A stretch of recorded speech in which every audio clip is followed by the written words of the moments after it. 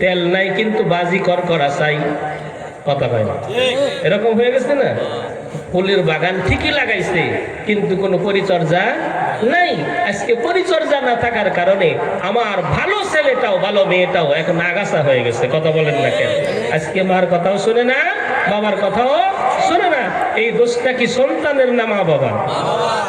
ধরে বলেন, কারণ পরিচর্যা করেন নাই, যেটা দরকার ছিল ইসলামিক ভাবে আপনি একটাও করেন নাই, আপনি হক আদায় করেন নাই, আবার আপনি খেদমত কিভাবে চান? কি বলেন, ঠিক না?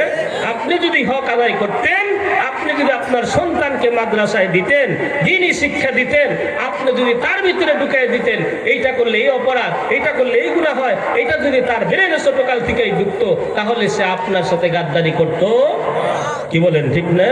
আপনাকে কষ্ট দিত না। আজকে তো তা করি নাই। আমরা অনেক কিছু বানানোর ইচ্ছা কইরা শেষ পর্যন্ত আমরা নিজেরা বৃদ্ধাশ্রমে, কি বলেন, ঠিক না? বৃদ্ধাশ্রমে না গেলেও বাড়িতে বৃদ্ধাশ্রমের চেয়ে বেশি কষ্ট আছে না নাই? আল্লাহ হেফাজত করেন, সকলে বলি আমিন। আল্লাহু আকবার। নবীজি সর্বশ্রেষ্ঠ কি ছিলেন? পিতা ছিলেন। কথা বুঝতে পারছেন? আল্লাহ রাব্বুল আলামিন আমাদেরকেও সর্বশ্রেষ্ঠ পিতা হওয়ার তৌফিক দান করেন, সকলে বলি আমিন। শুধু সন্তানের দোষ দিয়েন না, মা বাবারও কি আছে দোষ? আজকে আমি মনে হয় বাড়াইয়া বললাম নাকি? হ্যাঁ, আপনি হক আদায় করেন নাই, আপনার সন্তানও আপনার হক আদায় করবে না। কথা বুঝতে পারছেন? হ্যাঁ, আজকে সন্তানের জন্য কত কিছুই না করলেন। সন্তান সূরা ফাতিহা পারে না, কোরআন তেলাওয়াত করতে পারে না, নামাজ পারে না, একটাবারও কিছুই জিজ্ঞাসাও করলেন না, একবার আফসোসও করলেন না। কি বলেন, ঠিক না? আপনি তো জাহান্নামে যাবেন। এই সন্তান আপনাকে পাড়া দিয়ে আপনাকে ডেঙ্গা জাহান্নামে যাবে, বলবে ওই মা বাবা সহই জাহান্নামে যাবো, আমি একা যাব না। কি বলেন, ঠিক না? অতএব সাবধান। আদর্শ সর্বশ্রেষ্ঠ পিতা হওয়ার আল্লাহ রাব্বুল আলামিন তৌফিক দান করেন, সকলে বলি আমিন। কয় নাম্বার বললাম? কয় নাম্বার? 7। 8 নাম্বার বলল। 8 নাম্বার, নবীজি ছিলেন সর্বশ্রেষ্ঠ দাদা বা নানা। সুবহানাল্লাহ কোন? কি ছিলেন? সর্বশ্রেষ্ঠ দাদা বা নানা। এখন নানা আমরা যারা আছি, আমাদের রাগ কম না বেশি? জোরে বলেন।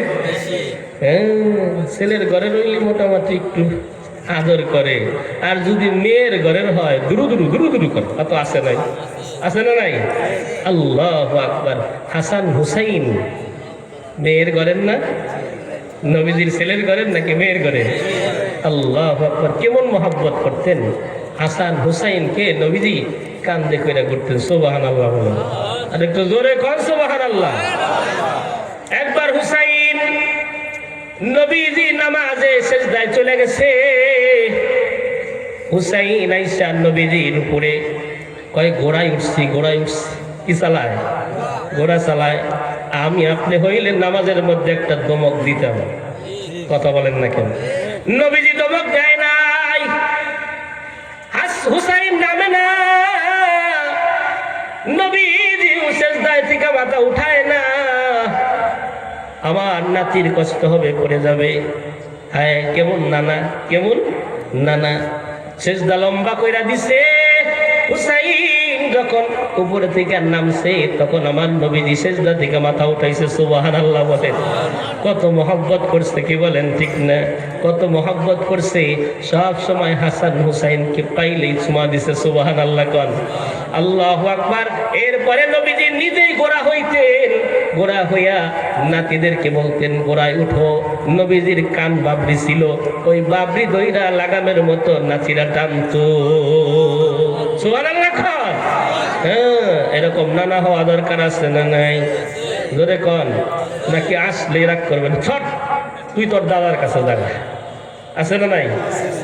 নিজের ছেলেরটা বলছে আগেই, নিজের ছেলেরটা মহব্বত করে, কিন্তু মেয়েটা মহব্বত করেন, তুই তোর দাদার কাছে যা। আছে না এরকম? হ্যাঁ, আমরা তো মনে করি মেয়ে বিয়ে দিয়ে দিছি, এখন যমুনা নদী থেকে গোসল করে আসছে। অনেকে কয় দিছি একেবারে শেষ, দিছি একেবারে শেষ, আর কোনো খোঁজ খবর নেওয়ার প্রয়োজন নাই। কি বলেন, ঠিক না? আল্লাহ রাব্বুল আলামিন আমাদের সকলকে সর্বশ্রেষ্ঠ দাদা নানা হওয়ার তৌফিক দান করেন, সকলে বলে আমিন। কয় নাম্বার বললাম? কয় নাম্বার? 8 নম্বর। 9 নাম্বার, নবীজি ছিলেন আদর্শ সর্বশ্রেষ্ঠ রাজনৈতিক নেতা। সুবহানাল্লাহ কোন? সর্বশ্রেষ্ঠ রাষ্ট্রনায়ক ছিলেন, সুবহানাল্লাহ। সুদক্ষ সেনাপ্রধান ছিলেন, আদর্শ সমাজ সংস্কারক ছিলেন। মদিনায় কত বছর শ্রেষ্ঠ রাষ্ট্রনায়ক ছিলেন জানেন আপনারা? কত বছর? 10 বছর। কত বছর? 10 বছর সর্বশ্রেষ্ঠ রাষ্ট্রনায়ক ছিলেন। আমার নবীজি যখন সর্বশ্রেষ্ঠ রাষ্ট্রনায়ক, তখন তার জনগণ একজনেরও কষ্ট হয় নাই, সুবহানাল্লাহ বলেন। কোনো কষ্ট হয় নাই, কারণ নিজে কোনোদিন চুরি করেন? চুরি করছেনি? জোরে কন। 10 বছর রাষ্ট্রনায়ক, তার ঘরের অবস্থা এখন আপনারা মোবাইলে ভিডিও দেখেন, অনেক কিছু দেখায় নবীজির ঘরে। নবীজি কি বিছানায় শুইতেন দেখায় না? নবীজির ঘরটা পর্যন্ত দেখায়, নবীজির অনেক কিছু দেখায়। আল্লাহু আকবার। ওমর রাদিয়াল্লাহু তাআলা আনহু একবার মদিনায় গেলেন, নবীজির ঘরে গেছেন। নবীজি দেখে ওই যে রশি দিয়া বানানো যে খাট, রশি দিয়া, এখন তো ওই খাট নাই, রশি দিয়া বানাইছে খাট। ওই খাটের মধ্যে কোনো বালিশও নাই, ল্যাপ কম্বল কুসুক কোনো কিছুই নাই। নবীজি ডান হাতটা গালের নিচে দিয়া এইভাবে ঘুমিয়ে রইছে, রশির সব দাগ নবীজির শরীরে উঠছে। ওমর রাদিয়াল্লাহু তাআলা আনহু বাহির থেকে সালাম দিছে। সালাম দেওয়ার পর নবীজি ওমরের আওয়াজ শুনে উঠে গেছে।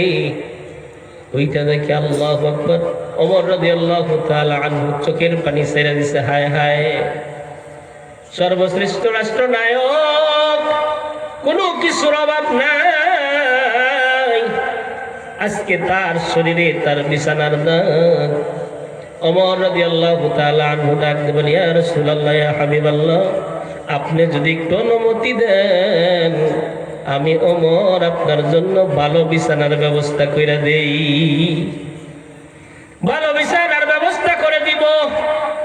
ওমর যখন এই কথা বলছে, নবীজি ডাক দিয়ে বলে, ওমর, আমার তো কোনো সম্পদের অভাব নাই, আমি হাবিবুল্লাহ।